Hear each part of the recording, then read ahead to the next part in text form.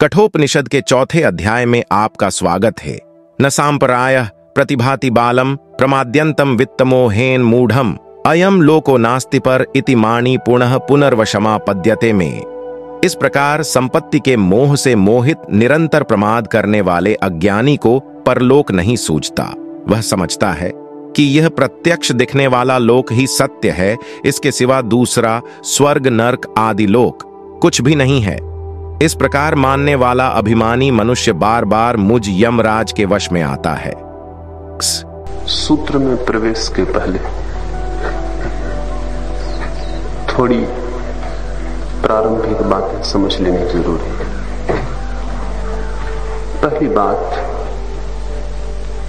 हमें वही दिखता है जो हमारी वासना में छिपा होता है। जो मौजूद है जरूरी नहीं कि हमें दिखे। हमारी आंख उसी को देख लेती है जिसे हमारी वासना चाहती है। देखने में भी चुनाव है, सुनने में भी चुनाव है। हम वही सुन लेते हैं जो सुनना चाहते हैं। जो हम नहीं सुनना चाहते वो हमारे कानों से चूक जाता है, और जो हम नहीं देखना चाहते उसे हमारी आंखें नहीं देख पाती। इसलिए प्रत्येक व्यक्ति अपने ही जगत में रहता है, अपनी ही वासना के जगत में। यहां इतने लोग हैं, मैं जो बोल रहा हूं इसके इतने ही अर्थ हो जाएंगे जितने लोग यहां हैं। प्रत्येक वही सुन लेगा जो सुनना चाहता है, चुन लेगा, मतलब की बात निकाल लेगा, गैर मतलब की बात अलग कर देगा, या ऐसे अर्थ निकाल लेगा जो उसकी वासना के अनुकूल हो। जगत में हमें वही दिखाई पड़ता है जो हमने अपनी वासना में छिपा रखा है। लोग पूछते हैं परमात्मा कहां है। ये पूछना ही गलत है। असली सवाल यह है कि परमात्मा को पाने की वासना कहां है। और जब तक परमात्मा को पाने की वासना ना हो, वो गहन प्यास ना हो, तब तक वो दिखाई नहीं पड़ेगा। नहीं दिखाई पड़ता इसलिए नहीं कि वो नहीं, बल्कि इसलिए कि आपकी आंखें उसे देखना ही नहीं चाहती। अगर वो सामने भी हो तो आप बच जाएंगे। अगर वो आपके द्वार पे दस्तक भी दे तो भी आप कुछ और ही अर्थ निकाल लेंगे। आप उसे पहचान न पाएंगे। नदी बह रही हो लेकिन प्यास ना हो तो नदी दिखाई नहीं पड़ेगी। प्यास हो तो दिखाई पड़ती है। और जिस चीज की प्यास हो वो दिखाई पड़नी शुरू हो जाती है। और इतनी जटिल है ये घटना कि बहुत बार प्यास अगर बहुत प्रबल हो तो जो नहीं है वो भी दिखाई पड़ सकता है, और प्यास क्षीण हो तो जो है वो भी दिखाई नहीं पड़ेगा। हम अपनी वासना के जगत में जीते हैं और उस वासना के फैलाव से हम चीजों को देखते और पहचानते। पूरब का योग तो इस सत्य को बहुत दिनों से जानता रहा है, लेकिन पश्चिम के मनस्विद अब इस सत्य को स्वीकार करते हैं। पश्चिम में विगत 50 वर्षों में मनोविज्ञान ने जो खोजें की हैं, उनमें एक खोज ये है कि 100 में से केवल 2% चीजें हमें दिखाई पड़ती। 100 घटनाएं घटती हैं तो उसमें से 2 हमें दिखाई पड़ती, 98 से हम चूक जाते हैं। हमारी आंख चुन रही है, कान चुन रहे हैं, हाथ चुन रहे हैं, मन चुन रहा है। तो जो हम जानते हैं वो हमारी चॉइस है, हमारा चुनाव है। हम वही नहीं जानते जो मौजूद है। और अगर हमारा चुनाव बहुत गहन हो तो हम उस जगत का निर्माण कर लेंगे अपने आसपास, कल्पना लोक का, जो है ही नहीं। पागलखानों में बंद लोगों ने क्या किया है? उन्होंने एक जगत निर्माण कर लिया है जो कहीं भी नहीं है, लेकिन उनके मन के लिए है। पागलखाने में जाएं, अकेला आदमी बात कर रहा है किसी से, वो जिससे बात कर रहा है वो आपके लिए नहीं, उसके लिए पूरी तरह है। वो जवाब भी पा रहा है, वो झगड़ भी सकता है, और उसके लिए उस व्यक्ति की मौजूदगी में जरा भी संदेह नहीं। वो व्यक्ति उसने खुद ही निर्मित किया है। किसी प्रबल कामना के वश में वो कल्पना प्रगाढ़ हो गई है।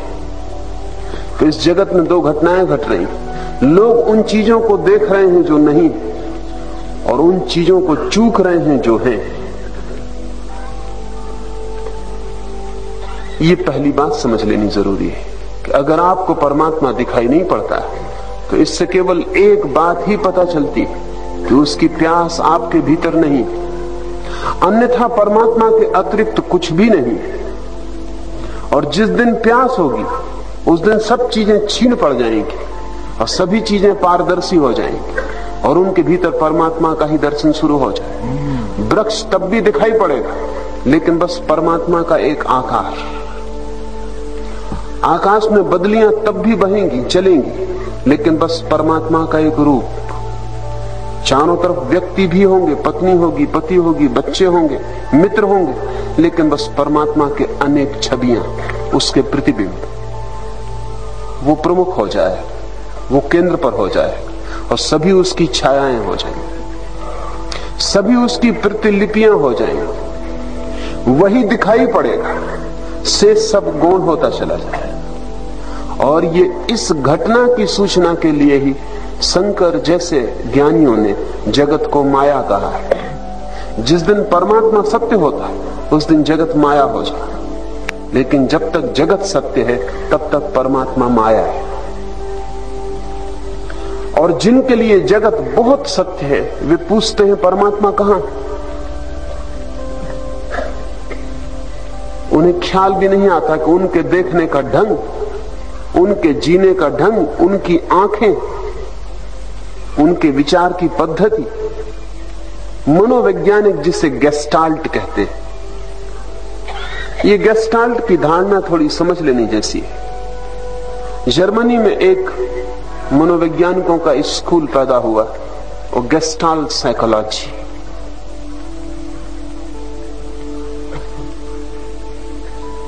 आप आकाश की तरफ देखें, आकाश में बादल चल रहे हो, फिर हर आदमी सोचे कि उसे क्या दिखाई पड़ता है बादलों में। वहां कोई भी नहीं, लेकिन किसी को कृष्ण बांसुरी बजाते हुए दिखाई पड़ सकते।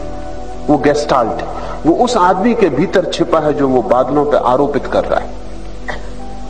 किसी को कोई फिल्म अभिनेत्री दिखाई पड़ सकती, वहां सिर्फ बादल है। किसी को हाथी घोड़े, छोटे बच्चों को हाथी घोड़े दिखाई पड़ सकते हैं, राक्षस लड़ते हुए दिखाई पड़ सकते हैं, परियां उड़ती हुई दिखाई पड़ सकती हैं, और हर आदमी को अलग अलग चीजें उन्हीं बादलों में दिखाई पड़ जाएंगी।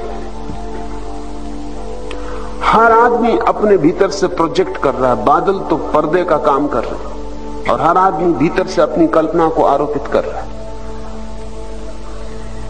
ये जो कल्पना का आरोपण है ये हमने अपने चारों तरफ किया हुआ है। कोई व्यक्ति आपको बहुत सुंदर दिखाई पड़ता है और दूसरा कोई भी राजी नहीं होता कि वो व्यक्ति सुंदर, पर आपके लिए सुंदर है।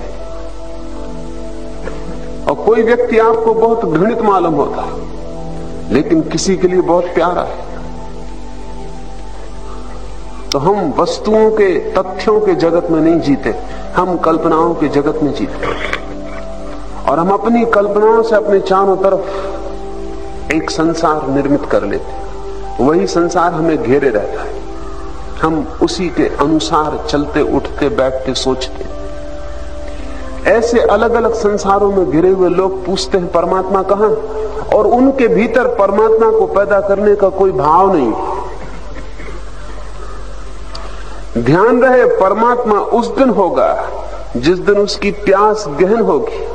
उस दिन क्षण भर भी देर ना लगेगी, उस दिन वही प्रकट हो जाए और से सब माया हो जाएगी, से सब भ्रम हो जाए।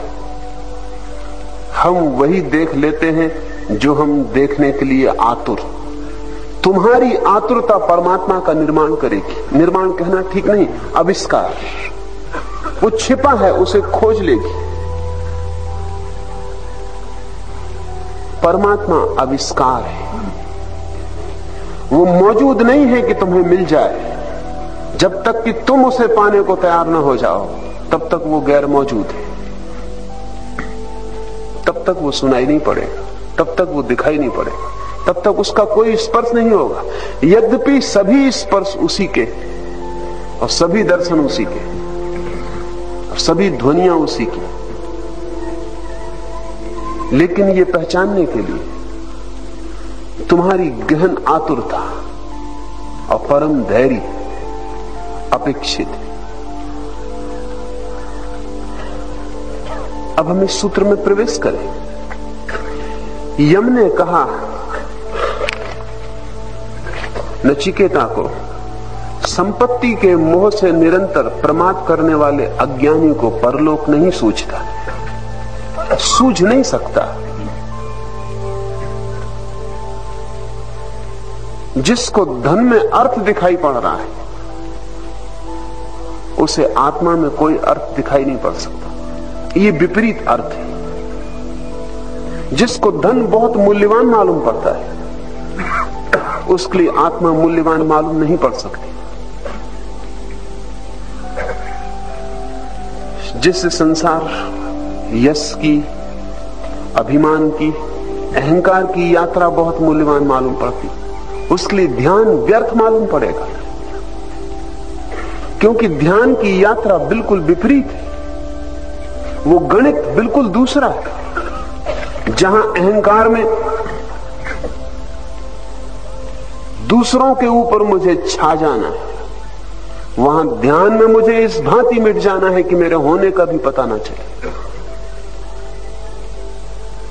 जहां अहंकार में मुझे वस्तुएं और वस्तुओं से मिलने वाली शक्ति को संग्रहित करना है, और उस संग्रह में मुझे तनाव से और चिंता और बेचैनी से भर जाना पड़ेगा, अशांति मेरा भाग्य होगा। वहां ध्यान में मुझे सारी चिंताओं को, सारे तनाव को, सारी अशांति को छोड़ के इस भांति शांत हो जाना कि जैसे मैं हूं ही नहीं, जैसे मेरी मौजूदगी समाप्त हो गई, ना होने की तरह होना हो जाए। ये यात्राएं विपरीत है। तो जिसे अभी बाहर की यात्रा सार्थक मालूम पड़ रही, उसे परलोक में कोई भी अर्थ मालूम नहीं पड़ेगा। अर्थ देखने की उसकी तैयारी नहीं, और वो विपरीत अर्थ देख रहा है। आपने अगर बच्चों की किताबों में कभी ख्याल किया हो, और आप भी कभी बच्चे रहे होंगे, तो जरूर कहीं न कहीं किसी पत्रिका और किसी पुस्तक में आपने वो चित्र देखे होंगे। एक ही चित्र में दो प्रतीक होते हैं, एक बूढ़ी है और एक जवान औरत है, एक ही चित्र की रेखाओं में। लेकिन एक बड़ा मजा है कि अगर आपको बूढ़ी दिखाई पड़नी शुरू हो जाए, तो फिर आपको जवान औरत दिखाई पड़नी नहीं संभव होगी, क्योंकि वो बूढ़ी का जो आकार है वो आपकी आंखों को पकड़ लेगा, और उसके कारण आप उसी चित्र में उन्हीं रेखाओं में छिपी हुई जवान सूरत को नहीं पकड़ पाएंगे। और जिसको पहले जवान औरत दिखाई पड़ जाए, उसे बूढ़ी दिखाई पड़ना मुश्किल हो जाएगी। लेकिन अगर आप थोड़ी देर देखते ही रहें, तो आंखें भी परिवर्तनशील है। इस जगत में कुछ भी स्थिर नहीं है। अगर आप थोड़ी देर देखते रहें, तो जवान औरत खो जाएगी और बूढ़ी दिखाई पड़ने लगेगी, या पहले आपको बूढ़ी दिखाई पड़ रही थी तो वो खो जाएगी और जवान दिखाई पड़ने लगेगी। लेकिन एक नियम बहुत अद्भुत है, दोनों एक साथ नहीं देखी जा सकती। आप दोनों देख सकते हैं, लेकिन एक के बाद एक। और आपने दोनों देख ली और आपको पता है कि इस चित्र में दोनों छिपी हैं, फिर भी आप दोनों को एक साथ नहीं देख सकते। क्योंकि जब आप एक को देखते हैं, तो उसको एक के देखने के चुनाव में दूसरे की रेखाएं खो जाती। जब आप दूसरे को देखते हैं, तो उस चुनाव में पहले की रेखाएं खो जाती। और आपको पता है कि दूसरा रूप भी छिपा है, लेकिन फिर भी दोनों को एक साथ देखने का कोई उपाय नहीं। जिस व्यक्ति में आप मित्र को देखते हैं, उसमें शत्रु को देखने का कोई उपाय नहीं। हालांकि कल आप उसमें शत्रु देख सकते हैं, लेकिन तब मित्र को देखने का कोई उपाय नहीं रह जाए। और आप एक ही आदमी में सुबह मित्र और सांझ शत्रु देख सकते हैं। और आपको ये बात पता भी चल गई कि इसमें दोनों छिपे, लेकिन किसी भी एक क्षण में आप दोनों को एक साथ नहीं देख सकते। सुबह आप पत्नी से लड़ लिए हैं और लगा है कि दुश्मन जहर, और सांझ फिर प्रेम वापस लौट आया है, तब आप बिल्कुल भूल जाते हैं कि जहर है और दुश्मन, तब अमृत हो जाते। कल सुबह फिर जहर हो जाएगी। दोनों को एक साथ देखना बिल्कुल असंभव। एक को ही देख पाते, विपरीत को एक साथ देखना असंभव है। परलोक भी इस लोक में ही छिपा है। परमात्मा भी पदार्थ में मौजूद है, कण कण में उसकी उपस्थिति। लेकिन जब तक हम पदार्थ से मोहाविष्ट हैं, जब तक हमने एक चित्र को पकड़ रखा है, तब तक दूसरा चित्र हमारी आंख में उभर के नहीं आएगा। और ऐसा आपके ही साथ है ऐसा नहीं है। ज्ञानियों के साथ भी वही तकलीफ है। जब उनको ब्रह्म दिखाई पड़ना शुरू हो जाता तो संसार नहीं दिखाई पड़ता, वो दिखाई पड़ ही नहीं सकता। इसलिए वो कहते हैं माया है।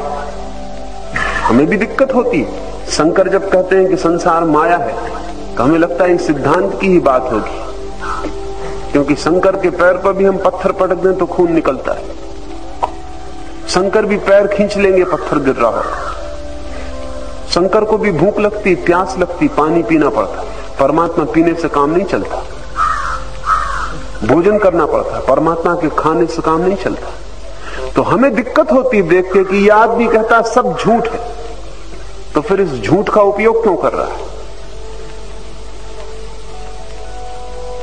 फिर इस झूठ के साथ खड़ा क्यों? और अगर संसार असत्य है तो किसको समझा रहा है? वहां कोई है ही नहीं समझने वाला। हमारी भी तकलीफ है, हमें संसार वास्तविक दिखाई पड़ रहा है, परमात्मा वास्तविक दिखाई नहीं पड़ रहा। शंकर की भी तकलीफ है, उन्हें परमात्मा वास्तविक दिखाई पड़ रहा है, संसार खो गया। जब हम पत्थर पटक रहे हैं तो शंकर को परमात्मा ही गिरता हुआ मालूम पड़ रहा है, लेकिन हमें बड़ी अड़चन। और जब शंकर पैर को हटा रहे हैं तो पत्थर से बचने को नहीं हटा रहे हैं, पत्थर में जो परमात्मा गिर रहा उससे ही बचने को है। एक बहुत पुरानी बौद्ध कथा है। एक बौद्ध भिक्षु ने अपने शिष्य को कहा कि सभी जगह एक का ही निवास है।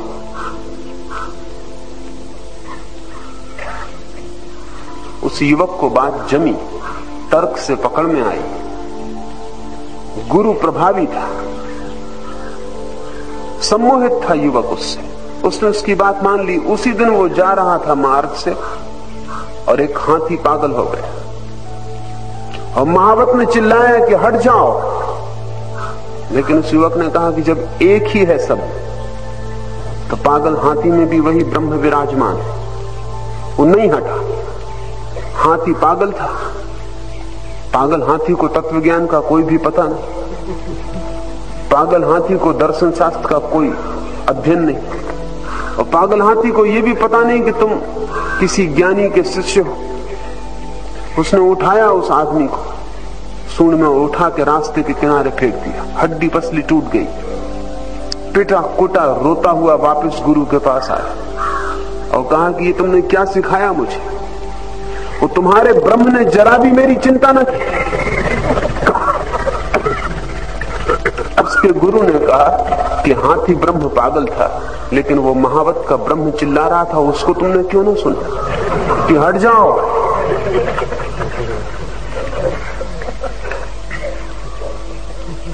और तुमने अपने भीतर के ब्रह्म की आवाज क्यों न सुनी जो कह रहा था कि हट जाओ?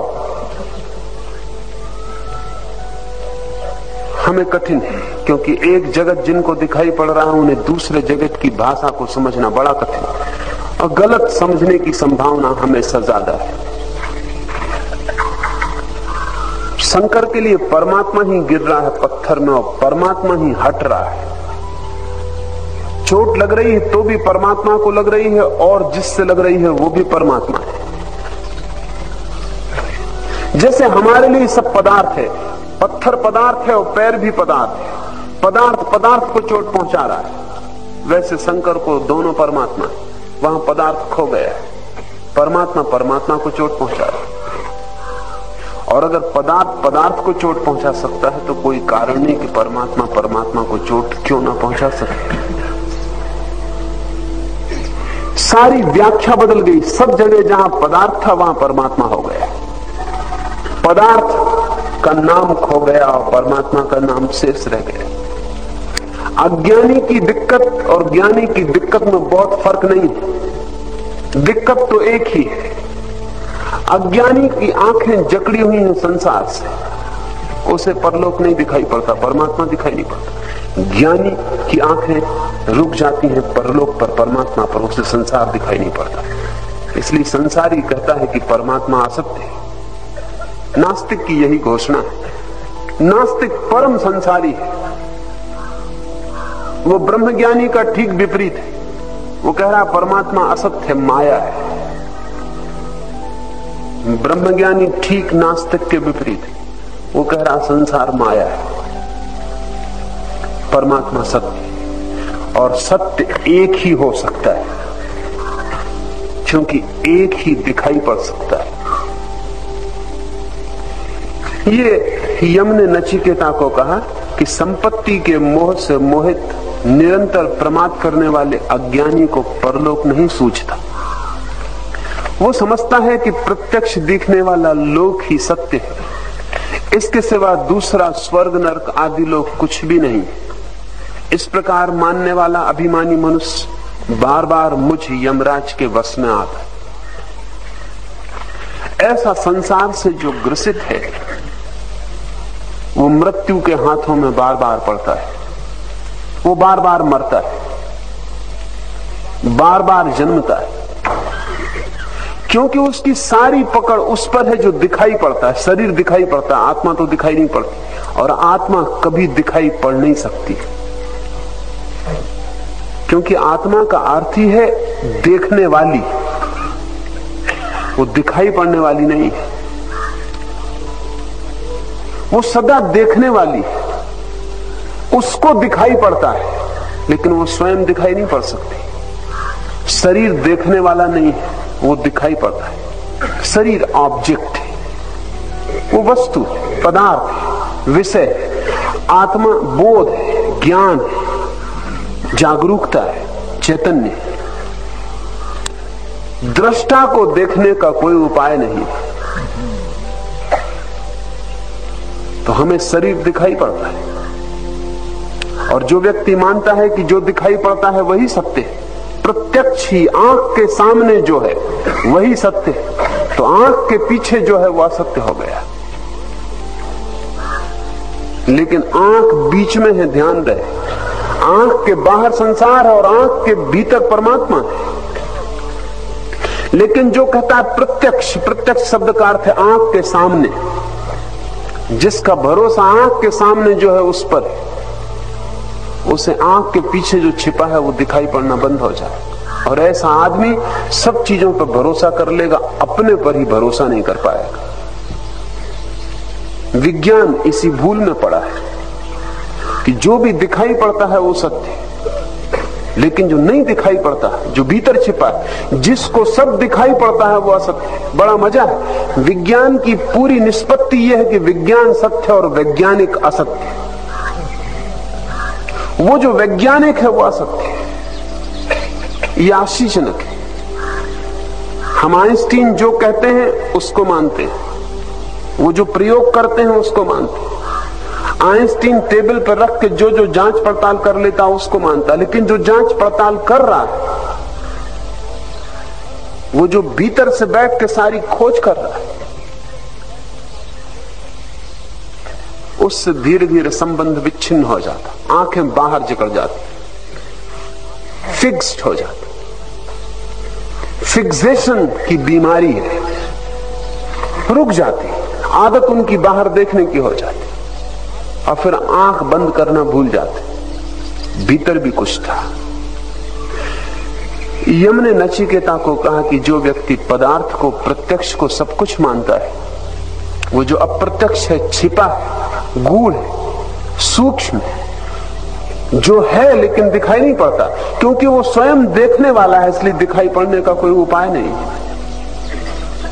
ऐसा अभिमानी मनुष्य मेरे हाथों में बार बार पड़ता है। मरता है केवल नास्तिक, आस्तिक मर नहीं सकता।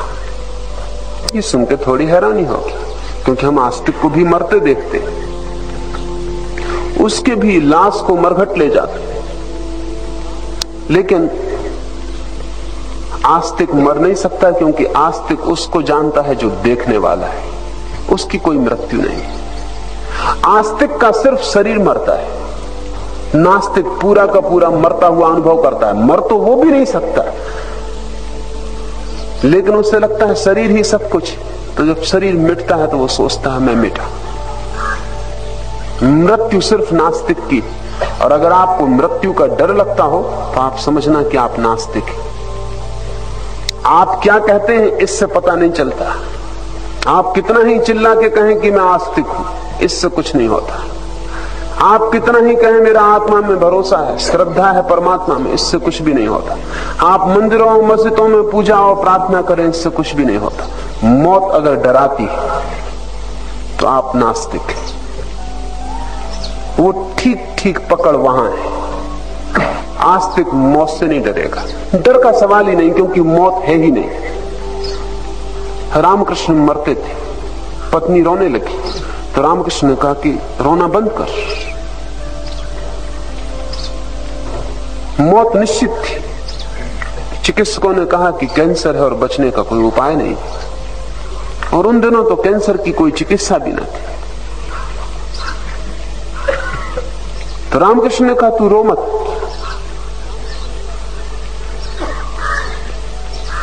पर शारदा उनकी पत्नी कहने लगी कि मैं विधवा हुई जा रही हूं, तुम मुझे छोड़े जा रहे हो, तुम मिटे जा रहे हो, और मैं रोऊं भी ना। तो रामकृष्ण ने कहा तू सधवा रहेगी, विधवा होने का कोई उपाय नहीं, क्योंकि मैं मर नहीं सकता हूं, सिर्फ शरीर जा रहा। तो अगर शरीर की ही तू पत्नी थी, अगर शरीर से ही तेरा नाता था तो ठीक, तू रो। लेकिन अगर मुझसे तेरा कोई नाता था तो मैं सिर्फ कपड़े बदल रहा हूं।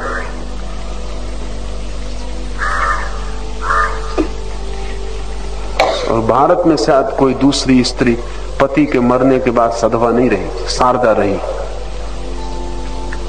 और जब स्त्रियां इकट्ठी हुई और उन्होंने कहा कि चूड़ियां फोड़ डालो और वस्त्र बदल लो विधवा के, तो शारदा ने इंकार कर दिया, क्योंकि उसने कहा कि रामकृष्ण कह गए हैं कि वो मरेंगे नहीं, ये चूड़ियां मेरे हाथ पर रहेंगी और मैं सधवा के ही वेश में रहूंगी।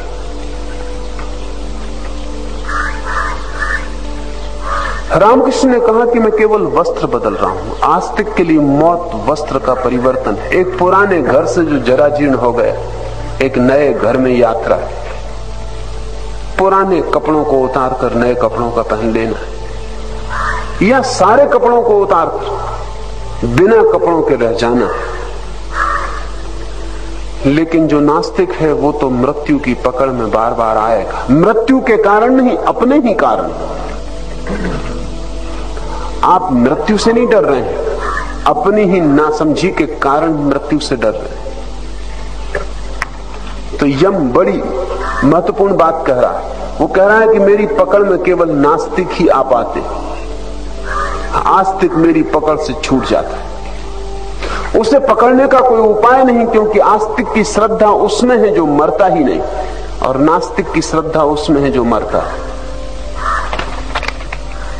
जो आत्म तत्व बहुतों को तो सुनने के लिए भी नहीं मिलता, और जिसको बहुत से लोग सुनकर भी समझ नहीं सकते, ऐसे इस गूढ़ आत्म तत्व का वर्णन करने वाला महापुरुष आश्चर्यमय तथा बड़ा दुर्लभ। उसे प्राप्त करने वाला भी बड़ा कुशल कोई एक ही होता है, और जिसे तत्व की उपलब्धि हो गई, ऐसे ज्ञानी महापुरुष के द्वारा शिक्षा प्राप्त किया हुआ आत्म तत्व का ज्ञाता भी आश्चर्यमय है, परम दुर्लभ। यम कह रहा है कि जो आत्म तत्व बहुतों को सुनने के लिए भी नहीं मिलता, ऐसा नहीं है कि सुनने के लिए नहीं मिलता, लेकिन वे सुन नहीं पाते। बुद्ध के पास से भी गुजरते हैं तो अपने को बचा के निकल आते। महावीर की भी उपस्थिति मौजूद हो तो भी उनके कानों तक वाणी नहीं पहुंच पाती, उनके कानों पर सख्त पर्दे। जीसस ने बार बार बाइबल में कहा है कि जिनके पास आंखें हो वो मुझे देखें और जिनके पास कान हो वो मुझे सुने। आंखें और कान तो सभी के पास है। उनका बार बार ऐसा दोहराने से ऐसा लगता है कि क्या वो अंधे बहरों के बीच बोल रहे थे निरंतर कि जिनके पास आंखें हो मुझे देखें और जिनके पास कान हो वो मुझे सुने। नहीं, वो आप ही जैसे आंख कान वाले लोगों के बीच बोल रहे थे, कोई अंधे बहरों के समूह में नहीं बोल रहे थे। पर हम सभी का समूह अंधे बहरों का समूह। जीसस को देखना मुश्किल है। एक तो जीसस की देह है, वो तो सभी को दिखाई पड़ती, और एक जीसस की आत्मा है, वो केवल उनको दिखाई पड़ती है जो परम शांत, जो परम शून्य, जो परम ध्यान में लीन होकर देखते। उनके लिए जीसस का वाह रूप मिट जाता और उनके लिए जीसस का तेजस रूप, उनका प्रज्ञा रूप, उनका ज्योतिर्मय रूप प्रकट हो जाता। इसलिए तो जीसस के संबंध में दोहरे मत होंगे। एक तो अंधों का मत होगा जिन्होंने सूली लगाई, क्योंकि उन्होंने कहा कि साधारण सा आदमी और दावा करता है कि ईश्वर का पुत्र। जहां तक उन्हें दिखाई पड़ रहा था उनकी बात भी गलत नहीं थी, जो उन्हें दिखाई पड़ रहा था वहां तक उनकी बात बिल्कुल सही थी। उनको पता था कि ये जोसेफ का बेटा है, मरियम का बेटा है, ये कैसे ईश्वर का पुत्र है। लेकिन जीसस जिसकी बात कर रहे थे वो ईश्वर का पुत्र ही है, और वो कोई जीसस में समाप्त नहीं हो जाता, वो आपके भीतर भी ईश्वर का पुत्र वैसा ही मौजूद है। ईसाई एक पादरी मुझे मिलने आए, वो कहने लगे कि जीसस ईश्वर का इकलौता बेटा। मैंने उनसे कहा कि सभी ईश्वर के इकलौते बेटे। उन्होंने कहा कि सभी कैसे इकलौते बेटे हो सकते। जब भी उसका अनुभव होता है तो हर एक को ऐसा लगेगा कि मैं उसी धारा से आया हूं। वही बेटा होने का अर्थ है, मैं उसी का स्फुलिंग, मैं उसी महाज्योति की एक किरण। और जिसको भी ऐसा अनुभव होगा वो ऐसा ही अनुभव करेगा कि मैं इकलौता हूं, मैं अकेला हूं, क्योंकि अपनी ही प्रतीति होगी, दूसरे की कोई प्रतीति नहीं होगी। उस क्षण में सब जगत मिट जाएगा, आप अकेले ही रह जाएंगे, और आपका परमात्मा और आप दोनों के बीच का फासला भी गिर जाएगा। वो है महासूर्य, तो आप उसकी ही किरण, और आप अकेली किरण होंगे उस अनुभव के क्षण में। लेकिन ये जीसस का रूप सबको दिखाई नहीं पड़ा, थोड़े से लोगों को दिखाई पड़ा। और बड़े हैरानी की बात है कि जिनको दिखाई पड़ा वो बेपढ़े लिखे गंवार लोग थे, पंडितों को दिखाई नहीं पड़ा। पंडितों ने तो सूली लगवाई, पंडित जो कि शास्त्रों की व्याख्या करते थे, पंडित जो पुरोहित थे, मंदिरों के अधिकारी थे। जो बड़ा मंदिर था जेरूसलम, उसके महापुरोहित ने भी, और महापुरोहित के पुरोहितों की काउंसिल ने भी जीसस को सूली की सहमति दी। असल में उन्होंने ही पूरी चेष्टा की कि जीसस को सूली लगा दी जाए। जिनको जीसस का ज्योतिर्मय रूप दिखाई पड़ा वे थे जुलाहे, मछुए, ग्रामीण किसान, भोले भाले लोग, जिन्हें शब्दों का और शास्त्रों का कोई भी पता नहीं था। उनको जीसस पे भरोसा आया, वो देख सके। ऐसा बहुत बार होता है, आपकी बुद्धि पर जितने ज्ञान की परत हो उतनी देखने की क्षमता कम हो जाती। संसार अगर आज अधार्मिक ज्यादा है तो इसलिए नहीं कि दुनिया में अधार्मिक लोग बढ़ गए, पांडित्य बढ़ गया। और जितना पांडित्य बढ़ जाता है उतना परमात्मा से संबंध मुश्किल होने लगता है। यम कह रहा है कि जो आत्म तत्व बहुतों को सुनने के लिए भी नहीं मिलता, सुनाई भी पड़े तो भी सुनाई नहीं पड़ता, उनके कान पे भी चोट पड़ जाए तो व्यर्थ हो जाती, जिसको बहुत से लोग सुनकर भी समझ नहीं सकते, सुन भी लेते, लेकिन सुन लेना और समझ लेना बड़ी अलग बात है। कुछ लोग सुनने को ही समझना समझ लेते। कुछ ने गीता पढ़ ली, उन्होंने पढ़ने को ज्ञान समझ लिया।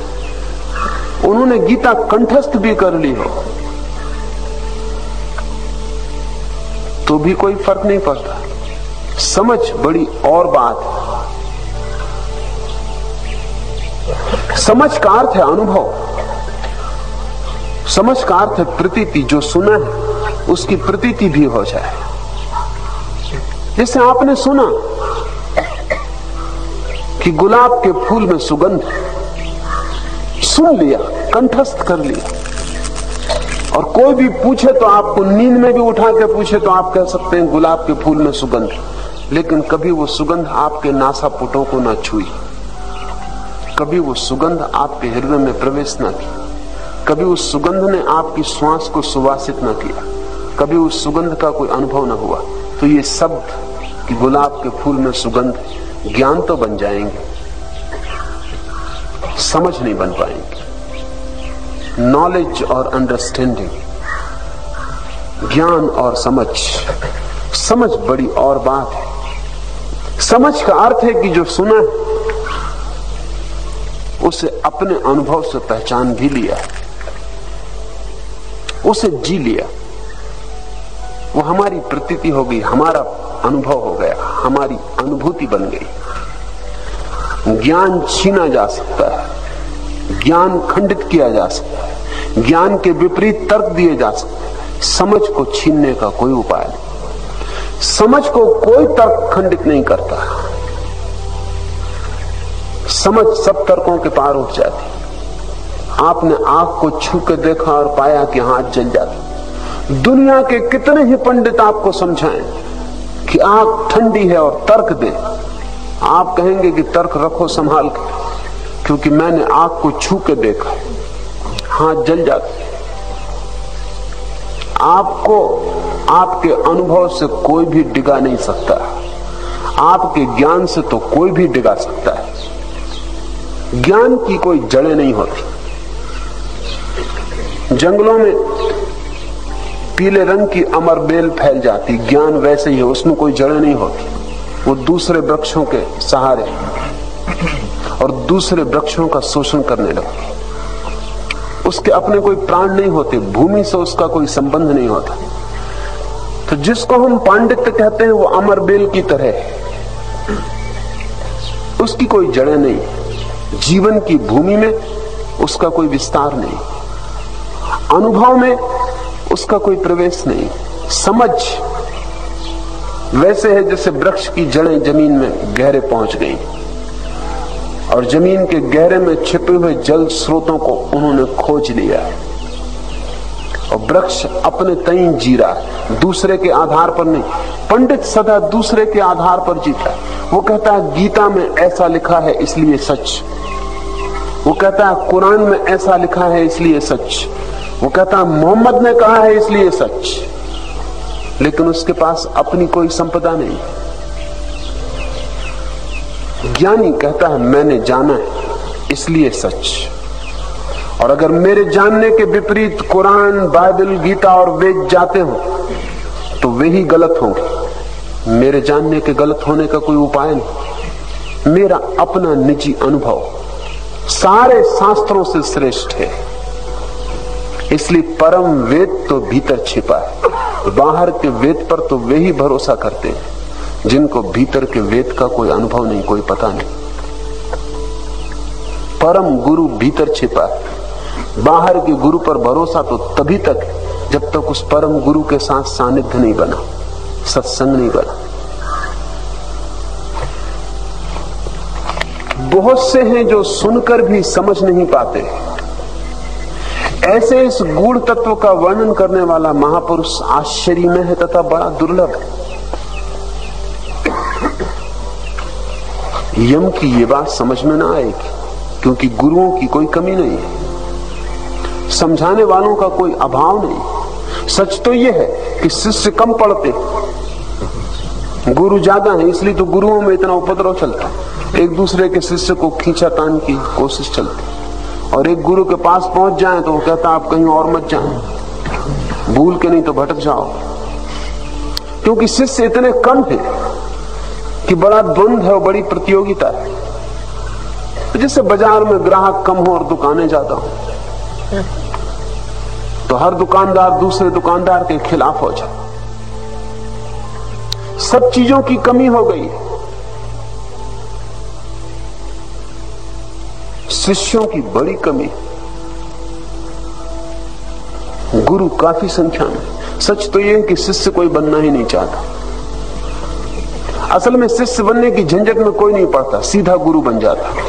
शिष्य बनने की झंझट है बड़ी।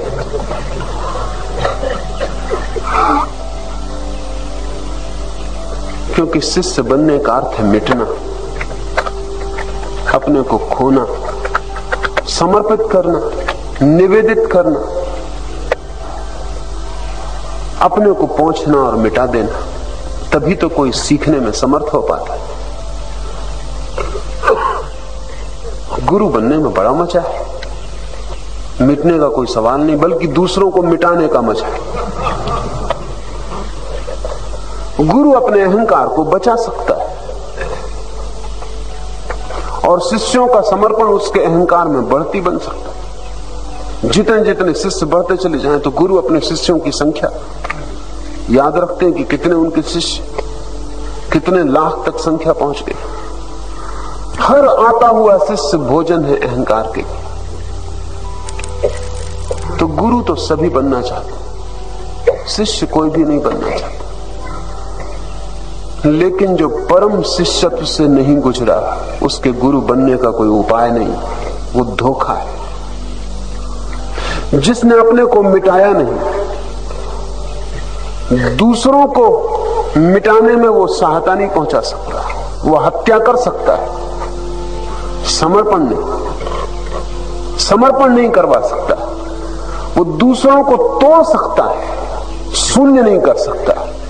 इसलिए गुरुओं के पास अक्सर शिष्य अपंग हो जाते, उनके हाथ पैर कट जाते, उनकी बुद्धि प्रतिभा टूट जाती, वे जड़ बुद्धि हो जाते हैं, मंद बुद्धि हो जाते,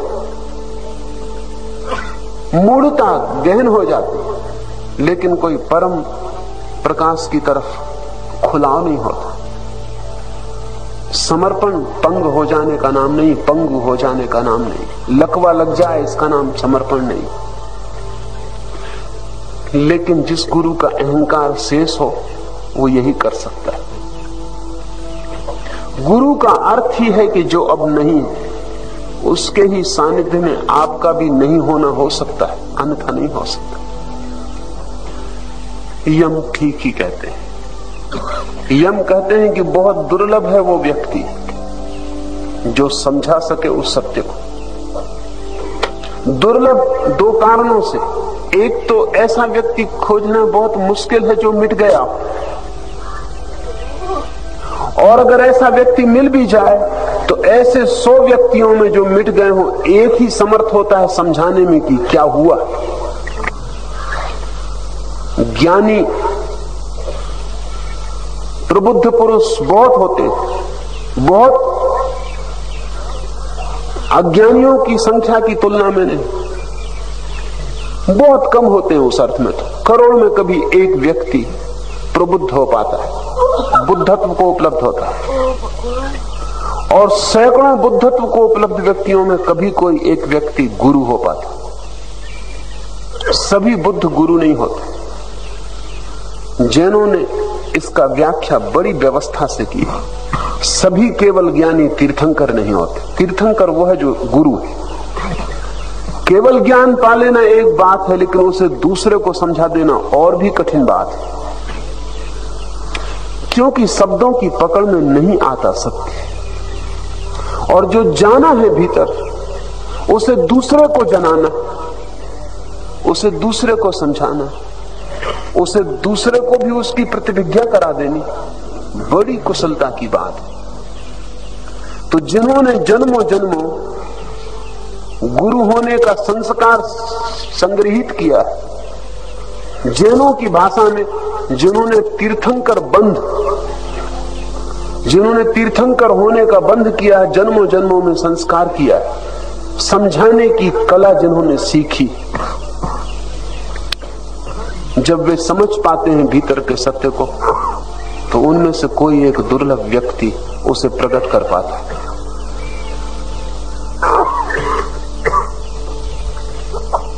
सदियों में कभी कोई एक व्यक्ति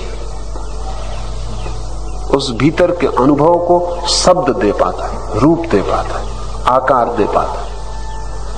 सदियों में कभी कोई एक व्यक्ति अपने अनुभव को शास्त्र बना पाता है।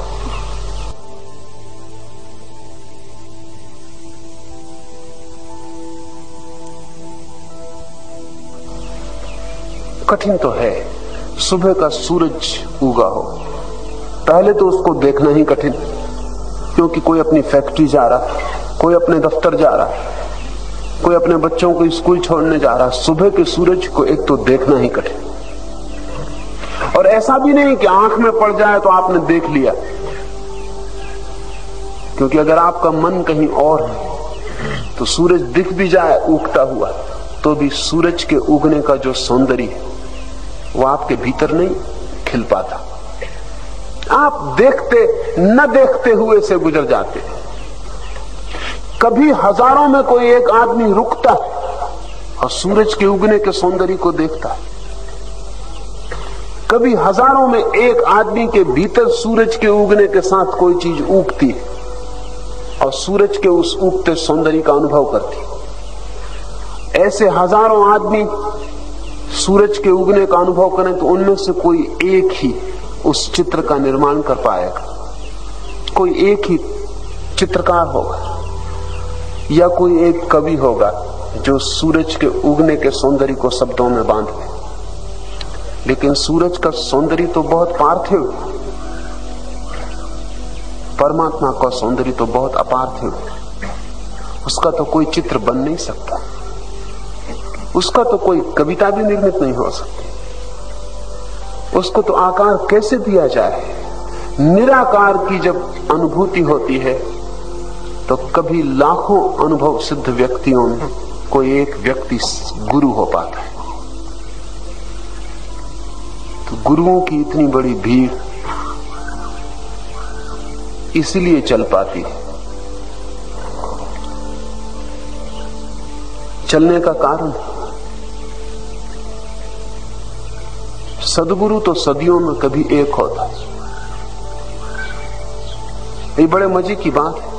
और जब भी कोई सदगुरु होगा तो सभी तथाकथित गुरु उसके विपरीत हो जाएंगे।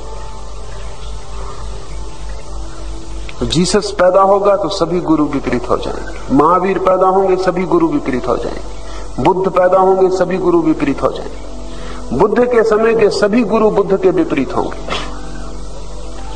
क्योंकि ऐसा व्यक्ति जो सत्य की खबर ला रहा है उन सारे लोगों का रोजी धंधा उपाय छीन लेगा जो उधार जी रहे थे। जब किसी एक गुरु के विपरीत सारे गुरु हो जाएं तो थोड़ा विचार करना। सारे गुरु और किसी बात में सहमत नहीं होते, आपस में लड़ते, लेकिन सदगुरु के विपरीत होते। एक बात में वो सहमत हो जाते। आपस में उनके कितने ही झगड़े हों, वे सब झगड़े छोड़ देते, इस संबंध में एकदम राजी हो जाते, क्योंकि ये व्यक्ति सामूहिक रूप से उनकी जड़ें काट देगा। दुर्लभ है, आश्चर्यमय है वह व्यक्ति जो इस गूढ़ आत्म तत्व का वर्णन कर सके, और उसे प्राप्त करने वाला भी कुछ कम कुशल नहीं, क्योंकि जितना ये कहना कठिन है उससे कम कठिन इसे सुनना नहीं है, और जितनी कठिनाई इसको बताने में है उससे भी ज्यादा कठिनाई इसे सुन के समझ लेने में है। तो कोई गुरु ही दुर्लभ होता है ऐसा नहीं, सदगुरु ही कठिन होता है ऐसा नहीं, सद शिष्य भी उतना ही दुर्लभ है। और जब कभी कोई सद शिष्य और सदगुरु का मिलन होता है तो वहां अमृत की वर्षा हो जाती है। इसलिए यम ने कहा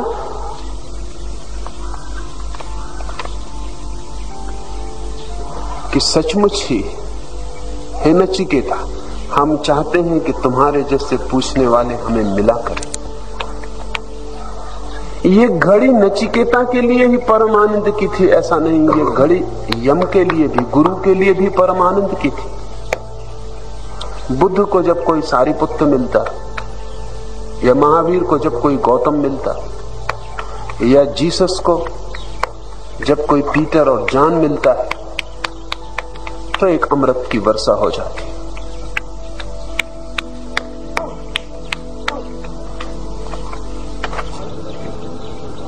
अल्पज्ञ मनुष्य के द्वारा बतलाए जाने पर और उनके अनुसार बहुत प्रकार से चिंतन किए जाने पर भी यह आत्म तत्व सहज ही समझ में आ जाए ऐसा नहीं। किसी दूसरे ज्ञानी पुरुष के द्वारा उपदेश न किए जाने पर इस विषय में मनुष्य का प्रवेश नहीं होता, क्योंकि यह अत्यंत सूक्ष्म वस्तु से भी अति सूक्ष्म, इसलिए तर्क से अतीत। इस सूत्र में ही बड़ी गहन बात और बहुत विचारणीय बात छिपी है। यम कह रहा है नचिकेता को कि बिना गुरु के ज्ञान नहीं। ये बड़ी विवादास्पद बात है। बड़ी परंपरा यही कहती है कि बिना गुरु के ज्ञान नहीं, लेकिन कुछ परंपरा में अनूठे ऐसे व्यक्ति भी हुए हैं जो कहते हैं गुरु से ज्ञान हो ही नहीं सकता। बुद्ध उसमें प्रथम है, और बुद्ध ने मरते समय भी कहा आनंद को, अपदीपो भाव, अपने दिए खुद बनो, कोई दूसरा तुम्हें ज्ञान नहीं दे सकता। और इस सदी में कृष्णमूर्ति निरंतर इस बात की घोषणा करते रहे कि गुरु ज्ञान में बाधा है, गुरु के द्वारा ज्ञान नहीं हो सकता। पिछले 40 वर्ष निरंतर वे एक ही सूत्र के आसपास लोगों को समझाते रहे कि गुरु से बचो, और सारी परंपरा, उपनिषद के ऋषि, सारे 84 सिद्ध, संतों की बड़ी परंपरा, नानक, कबीर, दादू, सारे जगत में इस बात की घोषणा करते रहे कि गुरु के बिना ज्ञान असंभव है।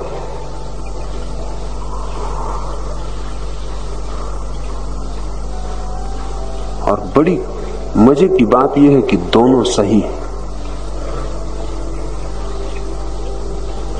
और जो एक को सही मानेगा वो भटक जाएगा। इन दो में से जो एक को सही मानेगा वो भटक जाएगा, ये मैं कहता हूं, क्योंकि ये दोनों एक साथ सही हैं, और इनमें से एक को जिसने सही माना वो भटकेगा। जिसने पकड़ लिया जोर से कि गुरु के बिना ज्ञान नहीं, वो गुरु के पीछे भटक जाएगा, और जिसने ये पकड़ लिया कि गुरु बाधा है, वो भी भटक जाएगा। गुरु को पकड़ना और गुरु को छोड़ना, ये दोनों एक ही सूत्र है।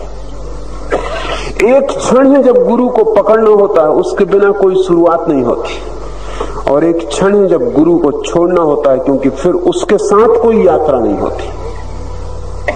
गुरु सीढ़ी की तरह है, जिस पर हमें चढ़ना भी होता है और फिर जिसे छोड़ भी देना होता है। लेकिन कुछ ऐसे हैं जो कहते हैं कि सीढ़ी से ही पहुंचना होगा, सीढ़ी के बिना पहुंचना नहीं हो सकता। वे ठीक कह रहे हैं, क्योंकि सीढ़ी के बिना आप कैसे ऊपर चढ़ के जाइएगा। लेकिन वे इतना जोर डालते हैं कि सीढ़ी के बिना पहुंचना नहीं हो सकता, कि सीढ़ी से ऐसा मोह बन जाता है कि जब आप सीढ़ी की आखिरी चरण पर पहुंच जाते हैं, आखिरी सोपान पर, तो आप सीढ़ी को छोड़ते नहीं। आप कहते हैं जिस सीढ़ी ने यहां तक पहुंचाया उसको छोड़ने की बात ही गलत, तो आप सीढ़ी पर ही रह जाते हैं, और सीढ़ी पर रह जाना कोई उपलब्धि नहीं है। सीढ़ी को जैसा पहले सोपान पे पकड़ा था वैसा आखिरी सोपान पे छोड़ना पड़ेगा। लेकिन कुछ हैं जो कहते हैं कि जब सीढ़ी को छोड़ना ही पड़ेगा तो पकड़े ही क्यों, वे नीचे ही खड़े रह जाते हैं।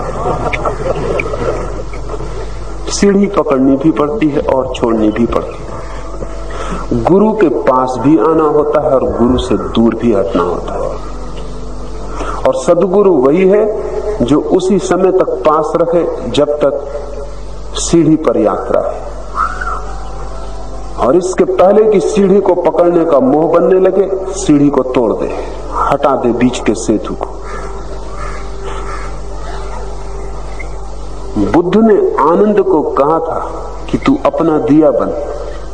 ये आनंद को कहा था, आनंद जो कि सीढ़ी के आखिरी सोपान पर खड़ा था। इस बात को बिल्कुल भूल दिया गया है, क्योंकि बुद्ध के मरने के एक दिन बाद ही आनंद परम ज्ञान को उपलब्ध हुआ। ठीक दूसरे दिन आखिरी सीढ़ी पर खड़ा था, और वो सीढ़ी बाधा हो रही थी। अब तो आनंद बुद्ध से कहता है कि आपके रहते रहते मैं मुक्त न हो पाया, और अब आप मुझे छोड़ के जा रहे हैं, मेरा क्या होगा? तो बुद्ध कहते हैं शायद मेरे कारण ही तू मुक्त नहीं हो पा रहा, अब मेरा हट जाना ही ठीक है।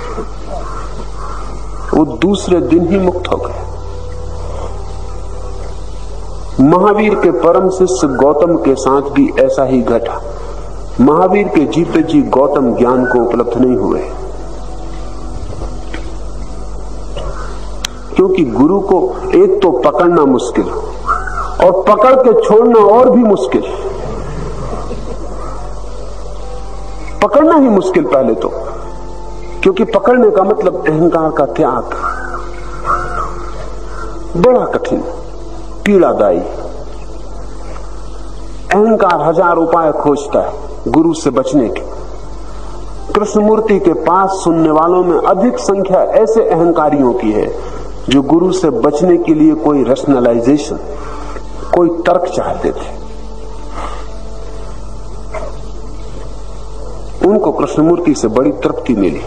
वो सीढ़ी से बचना ही चाहते थे, क्योंकि सीढ़ी पे अपने को तोड़ना पड़ता था। कृष्णमूर्ति को सुनकर उन्हें बड़ा भरोसा आया कि ठीक है, अब गुरु की कोई जरूरत नहीं, हम काफी हैं, हम ही पहुंच जाएंगे। कृष्णमूर्ति के कारण, एक सच्ची बात के कारण भी, जो यम ने कहा है कि अज्ञानी बड़ा उपद्रव खड़ा करता है, एक सच्ची बात के कारण भी हजारों लोगों को हानि हुई, लेकिन कोई कृष्णमूर्ति के कारण ऐसा हुआ, ऐसा नहीं। नानक, कबीर और दादू ने जिन्होंने कहा गुरु बिन ज्ञान नहीं, उनके कारण भी करोड़ों लोगों की हानि हुई, पर उनके कारण नहीं। वो हानि लेने वाले लोग हानि पैदा कर ही लेते हैं, तुम कुछ भी करो। तो उन्होंने गुरुओं को पकड़ लिया, उन्होंने कहा हमें कुछ करने की जरूरत नहीं, जब गुरु बिन ज्ञान नहीं तो गुरु के चरण पकड़ लिए। वो गुरु के चरणों में जंजीर होकर पड़ रहे। फिर उन्होंने गुरु को ऐसा कस के पकड़ लिया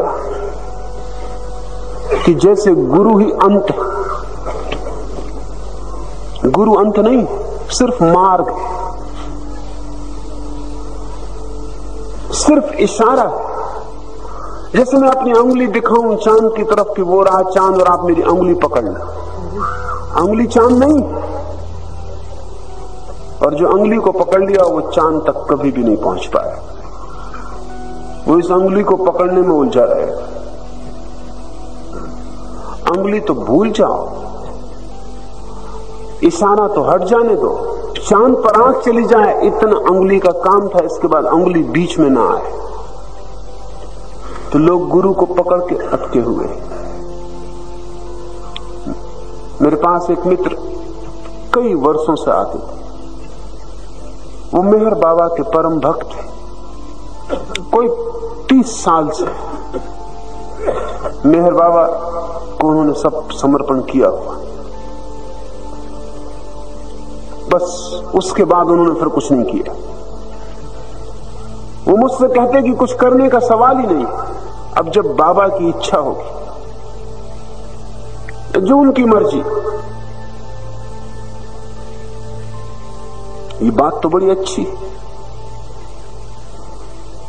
लेकिन वो मित्र शराब पीना जारी रखे, बेईमानी करना जारी रखे। सब जैसी जिंदगी थी उसको उन्होंने वैसे ही जारी रखा हो। उसको छिपाने के लिए एक बहाना मिल गया कि अब बाबा की मर्जी। जब गुरु को सब छोड़ ही दिया, छोड़ा कुछ नहीं, सिर्फ इतनी बात कि गुरु को सब छोड़ दिया, और ये बहाना बन गया, ये ओट बन गई। अब जो भी करना है वो जारी रखा उन्होंने, उसमें कोई रत्ती भर फर्क नहीं किया, जीवन कहीं बदला नहीं। क्योंकि गुरु को अगर सब छोड़ दिया तो जीवन पूरा का पूरा बदल जाएगा, बदल ही जाना चाहिए।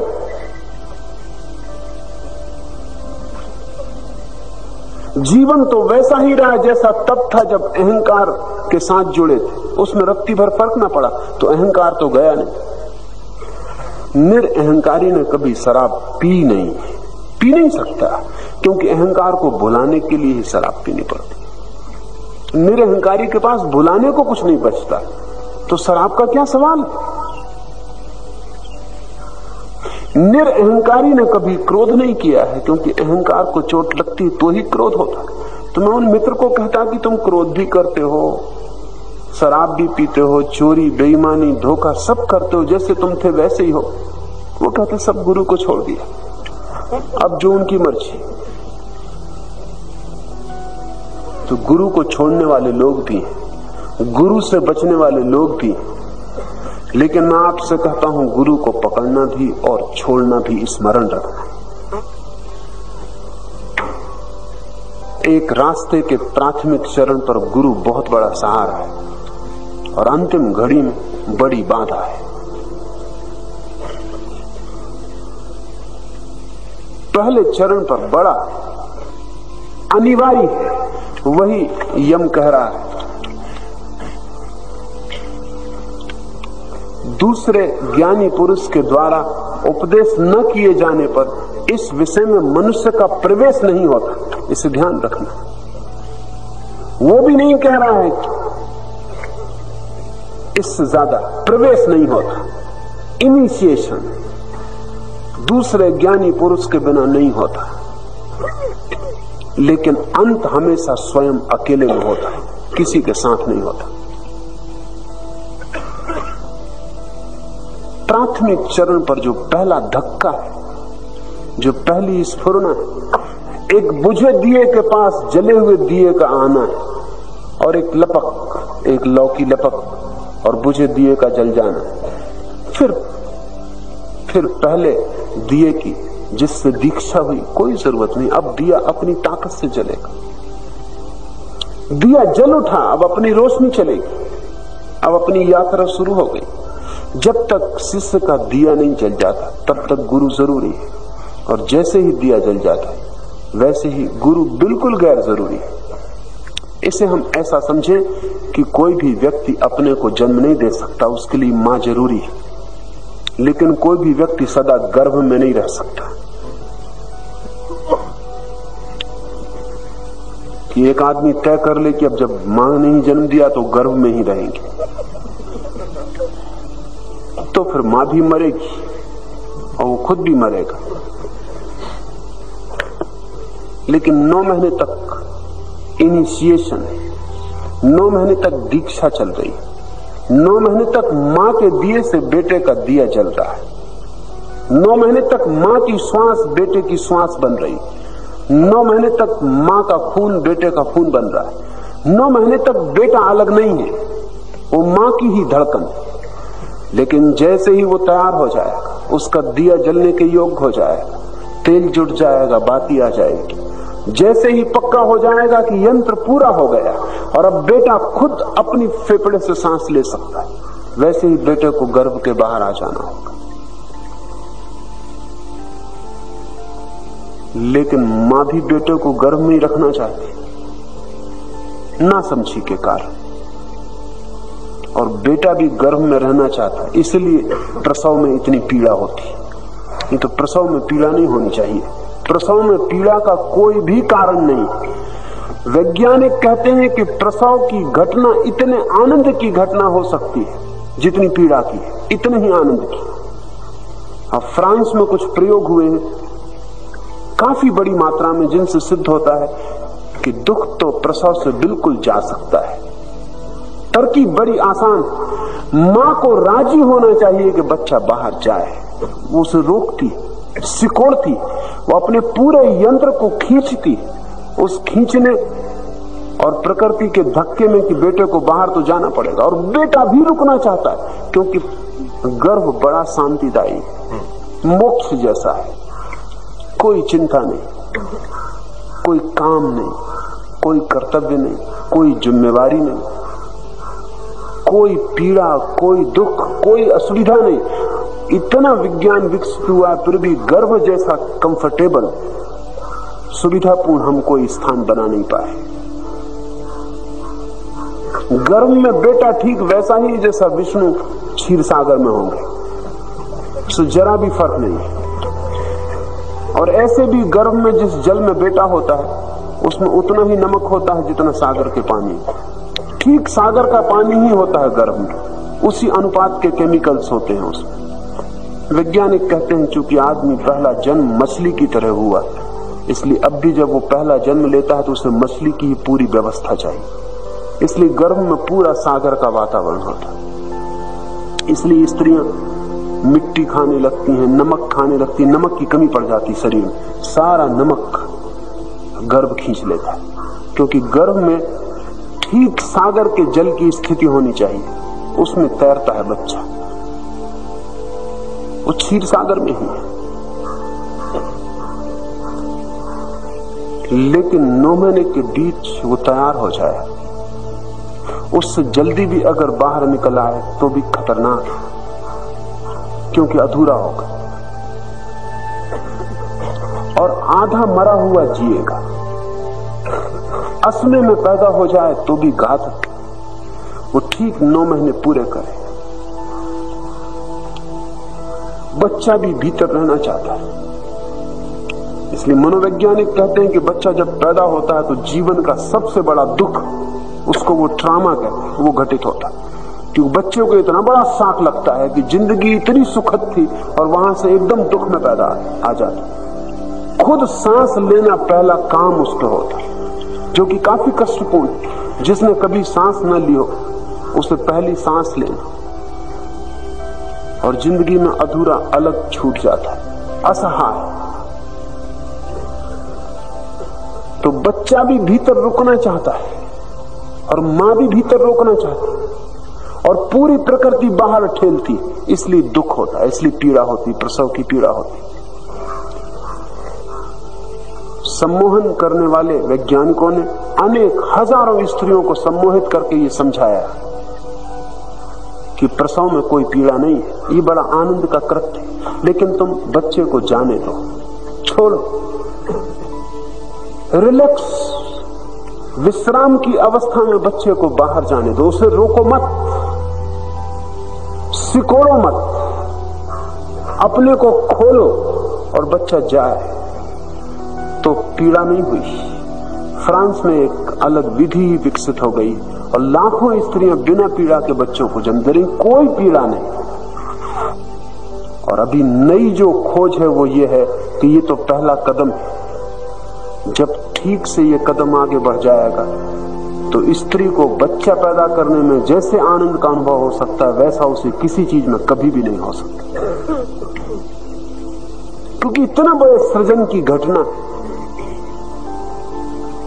और 9 महीने का बोझ और 9 महीने का तनाव जब एक क्षण में मुक्त होगा तो जो हल्कापन और जो शांति तूफान के बाद भीतर आ जाएगी, लेकिन उससे वंचित है। और ऐसा नहीं कि मां गर्भ में ही बच्चे को रोकना चाहती, बाद में भी पूरी कोशिश करती। जब तक बहू घर में ना आ जाए तब तक वो कोशिश, और इसलिए सास और बहू में जो कलह है वो गर्भ से शुरू हो गई।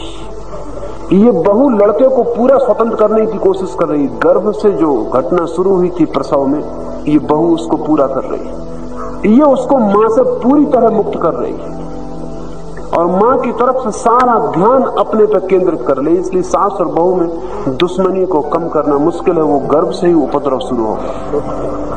अगर कोई मां बच्चे को जन्म दे सके सहजता से, आनंद से, तो बहू से संघर्ष उसका पैदा नहीं होगा, क्योंकि वो खुश होगी कि बच्चा जितना मुक्त होता जाए, जितना स्वतंत्र होता जाए। साधारण अज्ञानी मां की तरह गुरुओं की भी जमात है।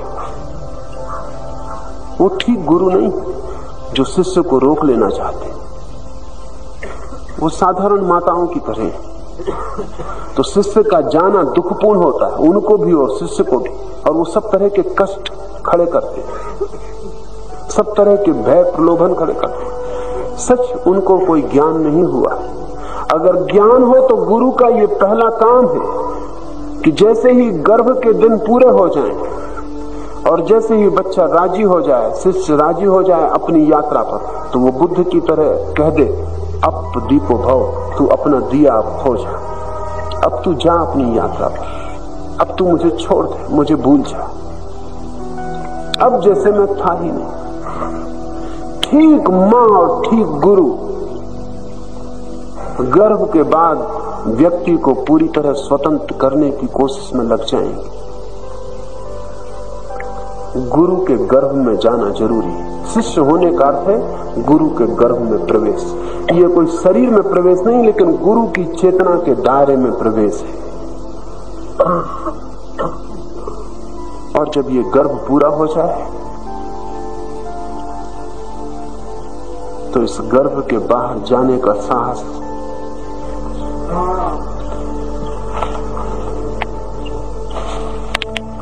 हे प्रीतम,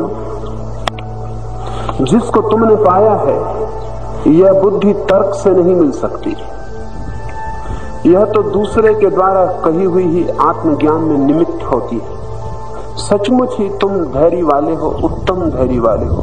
हे नचिकेता, हम चाहते हैं कि तुम्हारे जैसे ही पूछने वाले हमें मिला करें। ये जो श्रद्धा है नचिकेता की, ये श्रद्धा तर्क से उपलब्ध नहीं होती। ये कोई कितना ही विचार करे, कितना ही सोचे, सोचने और विचार करने से सरल नहीं होता। सोचने और विचार करने से चालाक होता है, होशियार होता है, सरल नहीं होता। सरल तो कोई तभी होता है जब सोचने विचारने से थक जाता है और समझ लेता है कि सोचने विचारने से सिवाय विक्षिप्तता के और कुछ हाथ नहीं आता, और सारे सोचने विचारने को उतार के रख देता है। उस दिन कोई सरल होता है, श्रद्धा पैदा होती है। और ध्यान रहे, अगर जगत को जानना हो तो तर्क जरूरी है। पदार्थ की खोज तर्क से होती, और अगर परमात्मा को जानना है तो खोज श्रद्धा से होती। ये यात्राएं विपरीत है। पदार्थ को जानना हो तो बाहर जाना पड़ता है, और बाहर जाने के लिए जितना विचार हो उतना उपयोगी। स्वयं को जानना हो तो भीतर जाना होता है, यात्रा बदल जाती है। और भीतर जाने के लिए जितना तर्क छूटता चला जाए उतना उपयोगी।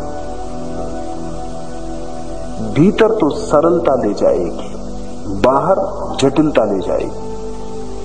इसलिए वैज्ञानिक का चिंतन बहुत जटिल हो जाता है, और जितनी विज्ञान की शिक्षा बढ़ती जाती है उतने ही लोगों की चित्त की शांति समाप्त होती चली जाती है और उनके आत्मा से संबंध विच्छिन्न होते चले जाते। यम ने कहा कि हे प्रीतम, तूने जो पाया है यह बुद्धि तर्क से नहीं मिल सकती, लेकिन बुद्धि भी एक काम कर सकती है। वो ज्ञानी के द्वारा कहे हुए वचनों को समझने में निमित्त हो सकती है। बस इतना ही उसका उपयोग हो सकता है, और जैसे ही समझ आ जाए उसे हटा देना जरूरी है। मैं जानता हूं कि कर्म फल रूप निधि अनित्य है, क्योंकि अनित्य विनाशशील वस्तुओं से वह नित्य परमात्मा नहीं मिल सकता है। इसलिए मेरे द्वारा कर्तव्य बुद्धि से अनित्य पदार्थों के द्वारा नाचिकेत नामक अग्नि का चयन किया गया, अनित्य भोगों की प्राप्ति के लिए नहीं, अथवा उस निष्काम भाव की अपूर्व शक्ति से मैं नित्य वस्तु परमात्मा को प्राप्त हो गया हूं। यम ने कहा कि मैं परमात्मा को प्राप्त हो गया हूं एक विशेष अग्नि की प्रक्रिया से। एक विशेष अग्नि में जल के मैं परमात्मा को प्राप्त हो गया हूं। इस अग्नि को नचिकेता के स्मरण में उसने नाचिकेत अग्नि नाम दिया है। इस अग्नि के संबंध में तीन बातें समझ लेनी चाहिए। पहली बात, जैसा यम ने कहा कि ये अग्नि हृदय की गुफा में छिपी है, यह आपके भीतर है। सच तो यह है उसी अग्नि के कारण आप जी रहे हैं। इसलिए अगर आपके शरीर का तापमान नीचे गिर जाए 98 डिग्री से तो मौत करीब आने लगती है। 110 डिग्री के पास पहुंचने लगे तो मौत करीब आने लगती है। 98 और 110 12 डिग्री के भीतर आपका तापमान बना रहे तो ही आप शरीर में रह सकते हैं, अन्यथा आपका शरीर से संबंध छूट जाएगा। आपके हृदय में जो अग्नि जल रही है उसकी एक खास मात्रा इस शरीर को मिल रही है। उस खास मात्रा में ही ये शरीर जी रहा है, जीवंत है। जरा ठंडी हो जाए अग्नि, आप शरीर से टूटने लगे, जरा ज्यादा हो जाए तो भी टूटने लगे। ये अग्नि आपके भीतर है। इस अग्नि का अभी आप एक ही उपयोग जानते हैं, शरीर में जीना। इस अग्नि का एक और उपयोग भी है, इस शरीर के पार उठना। ये अग्नि ऊर्जा है, इस ऊर्जा का वाहन बन सकता है और इससे बाहर जाया जा सकता है। ये अग्नि जैसा शरीर में लाती है ऐसा ही शरीर के भीतर भी ले जा सकती है। एक बात सदा स्मरण रखें, जिस रास्ते से आप आते हैं उसी रास्ते से वापस लौटना पड़ता है। रास्ता वही होता, सिर्फ दिशा बदल जाती है। ये अग्नि अभी शरीर की तरफ बह रही है। इस अग्नि को शरीर से आत्मा की तरफ बहाने की कला सीखनी पड़ती। नचिकेत अग्नि का पहला सूत्र कि अग्नि की धारा बदलनी है। अभी ये धारा बाहर की तरफ और नीचे की तरफ है। ये धारा ऊपर की तरफ और भीतर की तरफ होनी चाहिए, पहली बात। दूसरी बात, इस अग्नि को प्रज्वलित रखने के लिए आपको श्वास लेनी पड़ रही। इससे विज्ञान भी राजी है, क्योंकि ऑक्सीडाइजेशन के बिना आप जी नहीं सकते। एक दिया जलता है, दिया जल के क्या कर रहा है? अग्नि है क्या? एक दिया जल रहा है, दिया नहीं जल रहा। आसपास हवा में जो ऑक्सीजन है, ऑक्सीजन है, वो जल रही है। तूफान आ जाए, आप डर जाएंगे कहीं दिया बुझ न जाए, तो आप एक बर्तन दिए के ऊपर ढांक दें बचाने के लिए। हो सकता था तूफान दिए को न बुझा पाता, लेकिन आपका ढका हुआ बर्तन बहुत जल्दी बुझा देगा, क्योंकि ढके हुए बर्तन के भीतर की थोड़ी सी जो ऑक्सीजन है उसके जल जाने के बाद दिया नहीं जल सकता, दिया बुझ जाएगा। आपको 24 घंटे श्वास लेनी पड़ रही है। एक क्षण भी श्वास रुक जाए कि आप समाप्त हुए, क्योंकि श्वास ऑक्सीजन को भीतर ले जाके अग्नि को प्रज्वलित कर रही है। आपके जीवन में उतनी ही गति होगी जितनी गहरी आपकी श्वास होगी। आप उतने ही जीवंत और स्वस्थ होंगे जितनी गहरी श्वास होगी। जितनी उथली श्वास होगी आपका जीवन मुर्दा मुर्दा हो जाए, क्योंकि अग्नि कम बहुत उथली सांस ले रहे हैं। कुछ कारण जिनके कारण हम उथली सांस ले रहे हैं, और वैज्ञानिक कहते हैं कि जब तक मनुष्य को गहरी सांस लेना न सिखाया जाए, योग तो बहुत सदियों से कह रहा है, तब तक आदमी पूरी तरह जी नहीं पाता। और जो पूरी तरह जी नहीं पाता वो ऊर्जा उसके पास इतनी होती ही नहीं कि भीतर की तरफ जा सके। इसलिए योग ने प्राणायाम की कलाएं खोजी। प्राणायाम की कलाएं भीतर की अग्नि को ज्यादा प्रज्वलित करने की है, ताकि अतिरिक्त अग्नि भीतर हो जिसको हम अंतर यात्रा में उपयोग कर सकें। वो फ्यूल, ईंधन, पेट्रोल डाल देते हैं गाड़ी में, वो चलता है। पेट्रोल छिपी हुई आग है। आप भी बिना आग के नहीं जी सकते। सारा जीवन आग से जी रहा है। वृक्ष हवा से ऑक्सीजन ले रहे हैं और जी रहे हैं। पशु पक्षी ऑक्सीजन ले रहे हैं और जी रहे हैं। सारा जीवन आग। इस आग की गति और मात्रा उतनी ही होगी जितनी गहरी आपकी श्वास होगी। लेकिन आदमी, बच्चे सिर्फ गहरी सांस लेते हैं। बच्चे को सोते हुआ देखें तो उसका पेट ऊपर उठता है और नीचे गिरता है। उसकी श्वास ठीक नाभि तक जाती है। एक बड़े आदमी को सोया हुआ देखें, उसका सीना ऊपर उठता है और गिरता, उसकी श्वास नाभि तक नहीं जाती, बस ऊपर ऊपर चली जाती। और उसके फेफड़ों में कोई 3000 छिद्र है, जिनमें कोई 500-700 छिद्रों तक ऑक्सीजन पहुंचती है। बाकी 2500 छिद्रों में कार्बन डाइऑक्साइड भरा रह जाता है। वो मृत्यु का लक्षण है, वो मरी हुई गैस है जिसमें कोई आग नहीं रह गई। हमारे जीवन की हजारों बीमारियां उस मरी हुई गैस के कारण पैदा होती।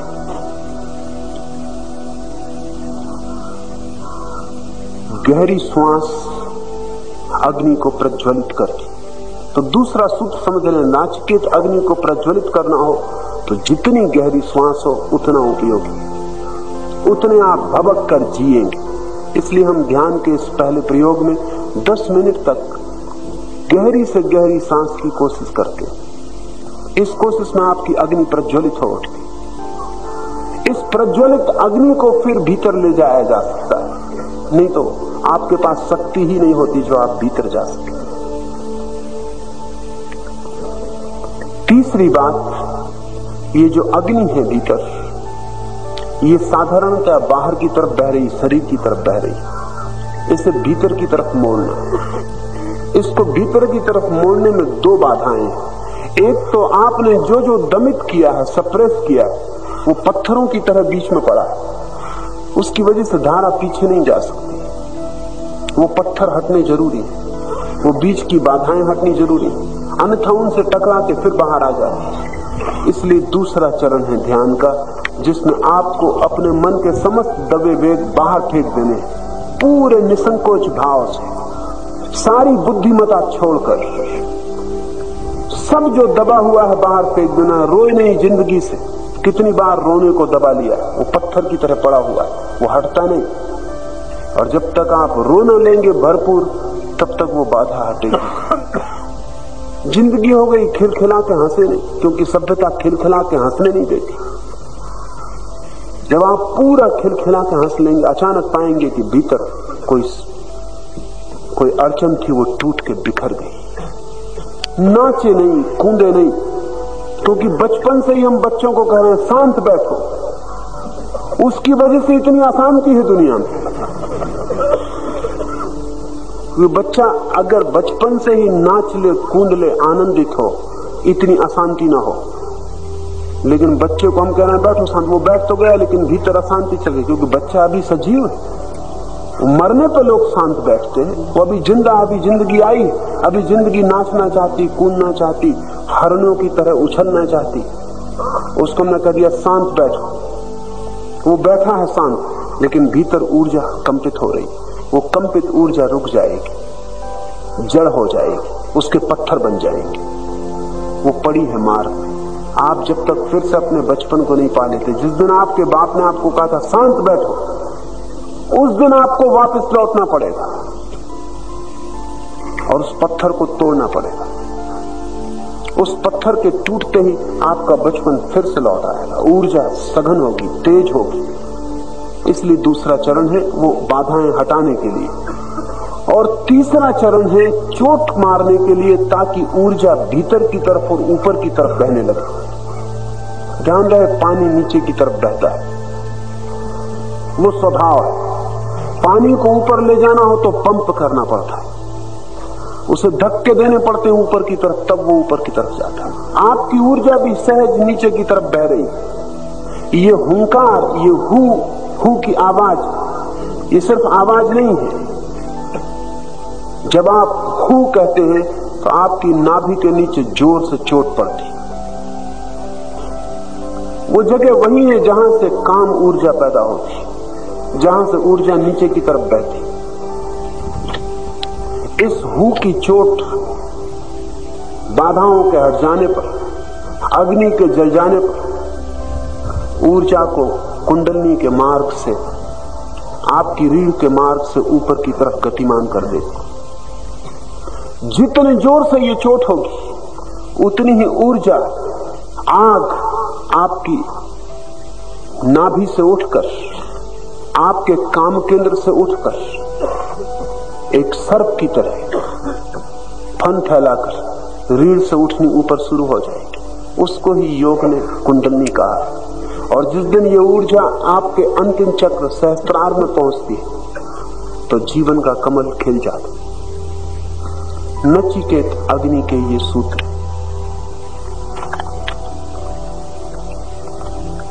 हे नचिकेता, जिसमें सब प्रकार के भोग मिल सकते हैं, जो जगत का आधार, यज्ञ का चिरस्थायी फल, निर्भयता की अवधि और स्तुति करने योग्य एवं महत्वपूर्ण है, तथा वेदों में जिसके गुण नाना प्रकार से गाए गए और जो दीर्घ काल तक की स्थिति से संपन्न है, ऐसे स्वर्ग लोक को देखकर भी तुमने धैर्य पूर्वक उसका त्याग कर दिया।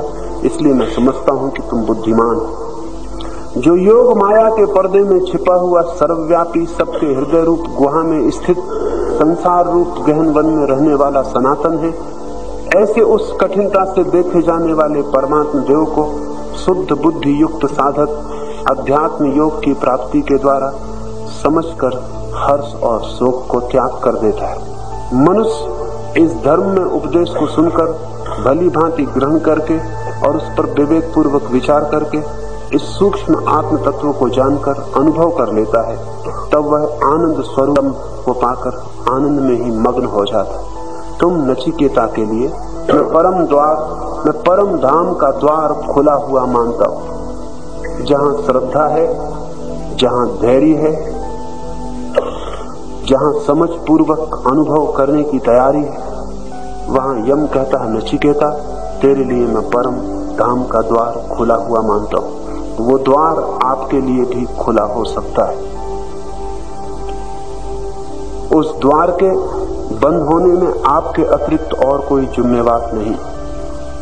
धैर्यपूर्वक, दृढ़ता से,